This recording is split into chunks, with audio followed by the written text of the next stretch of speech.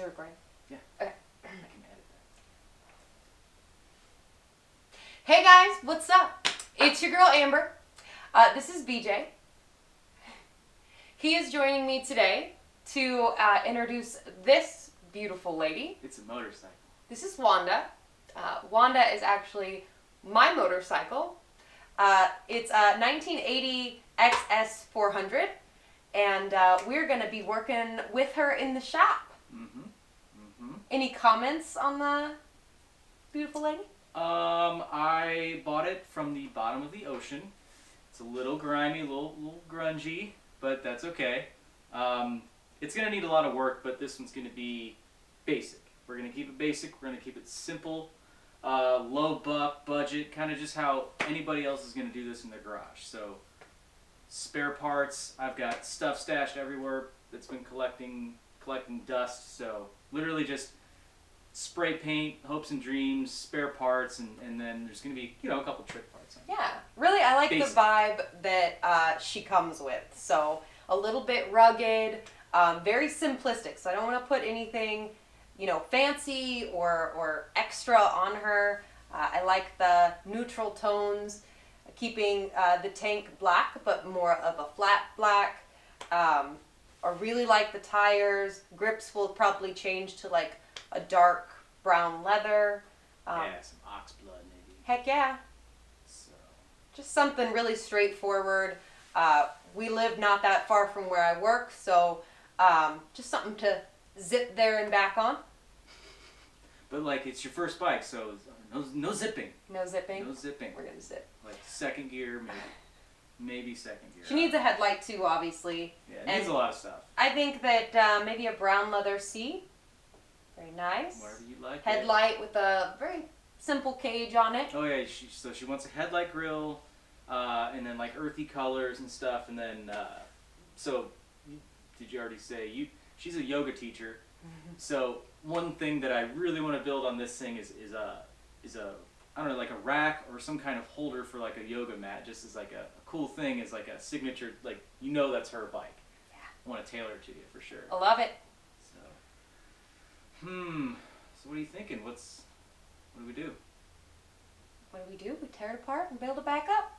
Well, we're halfway there. I got the whole tear it apart thing down. So I actually bought this bike over a year ago. I bought it with a CB400 Honda, and both of them literally just came out of a barn. I'll put some pictures up now, but this one, it definitely was the worst condition of the two. I actually took that Honda, fixed it up, got it running, cleaned it up really nice, and sold it for profit.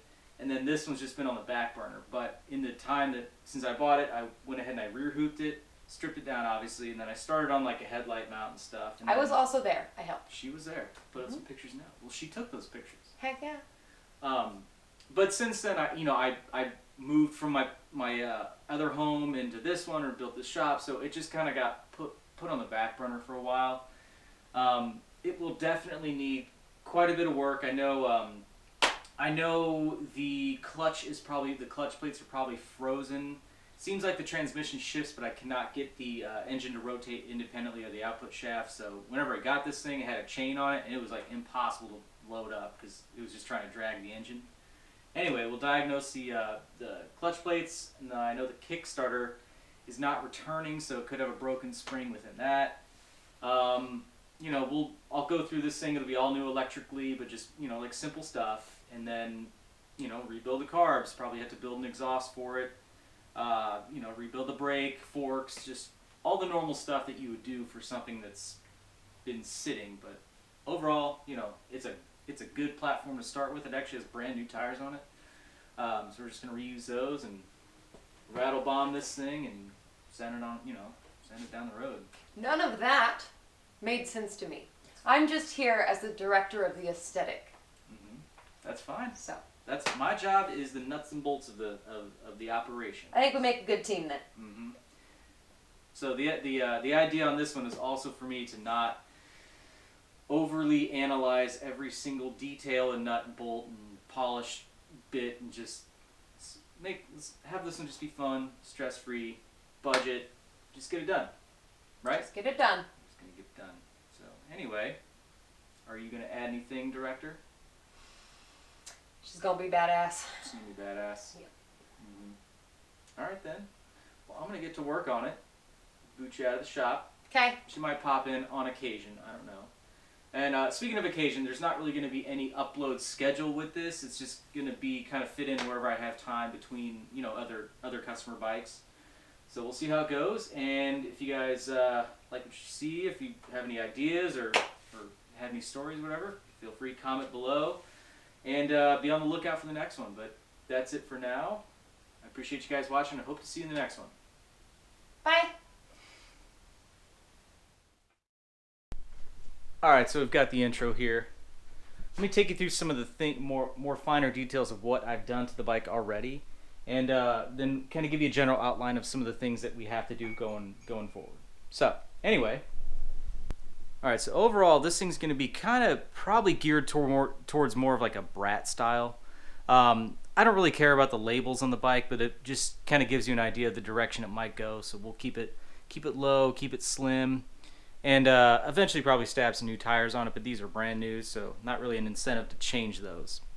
Now, I did hoop this thing already, and the XS400 has kind of a unique frame shape where it starts really narrow and then sweeps out and then back in. So it was a little bit of a challenge. I had to spread the thing open and then actually here did a couple relief cuts. So had to join the two back together, and it's, you know, it's slugged and rosetted and everything, so it's a strong hoop. But one thing that's going to be nice is this wide portion for your butt is going to actually end up being super comfortable. So that'll be good. As far as the wheels, we're going to keep these stock.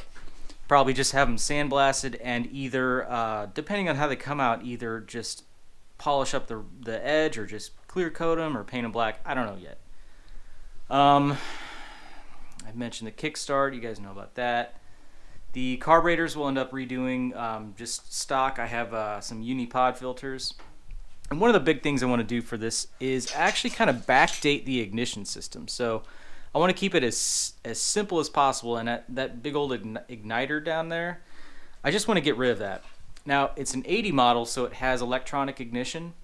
And what I want to do is backdate it to either like XS360 points style. So I have some Dyna coils from another project. I'll put those on here, and then I think I can just pick up an advancer unit and plate from an XS360. It should bolt on, and then I just bypass the entire igniter unit and just keep like 3 wires for the whole ignition system. But that'll be really simple. You'll probably end up putting just some kind of small gauge on here, like a small single speedometer. I don't think she needs a tachometer or anything like that. She's not racing this thing. But just some basic indicators, maybe a single gauge. Keep it real simple. It'll be good. As far as the shocks are concerned, I don't even know if those are the originals or not, or if these are. This is just kind of a box of Yamaha parts I have, and most of this is for the 400, so I think I'll probably end up going with those shocks because they're just a little bit better condition. And then that'll be like maybe like a 1/4 inch higher in the back there, and it'll have a nice ride height. Exhaust wise, I have a bunch of mild steel bends and stuff from other exhaust systems, so I'll probably just tailor those and make that into like a 2-in-1 or something, and just make something kind of fun. If not, just keep 2 pipes down and back. Fuel tank wise, I have a super big hatred for Yamaha vacuum petcocks from the 80s. These are all the ones I've taken off other bikes, and I don't know why I throw them away. I think I just like to look at them and tell people how much I hate them. But anyway, this is going to go, I'm going to convert it to a manual, non-vacuum petcock, because they actually work, and they don't just leak like these things, and they're actually reliable. So manual petcock on that thing, and it'll be great and groovy and sweet and stuff. So if you guys have one for these things lying around, let me know. If you have a fuel cap for this, let me know. Might pick that up off you. But anyway, that's a quick rundown of the project. I hope you guys are excited about it. It should be fun. Low buck and representative of what's going on in a lot of the garages. So anyway, until next time.